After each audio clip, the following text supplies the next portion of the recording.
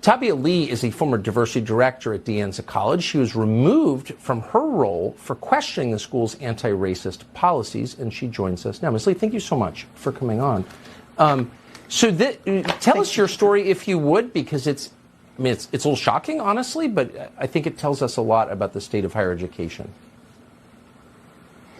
Well, thank you, Tucker. I was hired on at Anza College in 2021 as a faculty director of an Office of Equity, Social Justice, and Multicultural Education.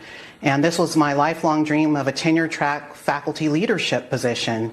Yeah. And I thought that I would be afforded, the academic freedom and freedom of expression that's available to any faculty member. And what I discovered was that as I started to, enact my teaching approach, which I was very transparent about when I was hired on, what I seek to do is bring together people of diverse and divergent perspectives and to identify points of commonality between those so that we can best serve our students. As I began to do that work, there was a severe backlash from some of the extremists on the campus who identify themselves as woke and as aligned with critical social justice ideology. And they attacked me viciously. They subverted my tenure review process to do so.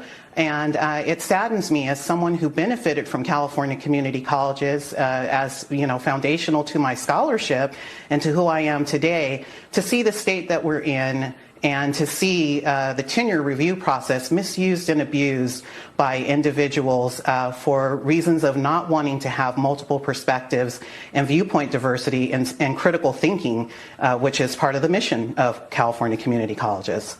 I can't think of anything more virtuous than bringing people with different beliefs together to find something that they have in common. I mean, it's what the country really needs, of course. But I have the feeling that the divergent viewpoints part of your mission was the offensive part. Yes, unfortunately, as I did my needs assessment conversations, multiple people did tell me that there was some issues with viewpoint diversity and, certain groups, small groups, but vocal groups of people being really reticent to engage with divergent or diverse perspectives. And as I began to do my work, these individuals were seated on my tenure review committee, and they began to attack my work for doing exactly that. I'm someone who I talk about teacher ideology and practice, and what I'm really trying to do through that work is get teachers to become more conscious about the ideologies that they express, embody, and enact in their teaching.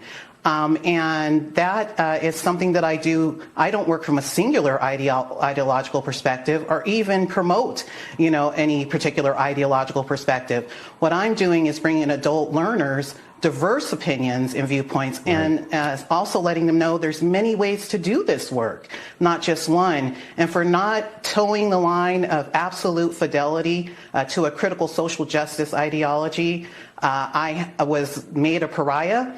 My work was undermined. My leadership was undermined by key senior leaders and faculty members there. And they literally obstructed me from doing my work, and I was subjected to censorship and profanity in the tenure review process. And it was just something that was really hard to see because, as educators, there's a certain level of professionalism and civil discourse that we should engage everyone with, whether they're different from us or not. I hope you sue them into the Stone Age.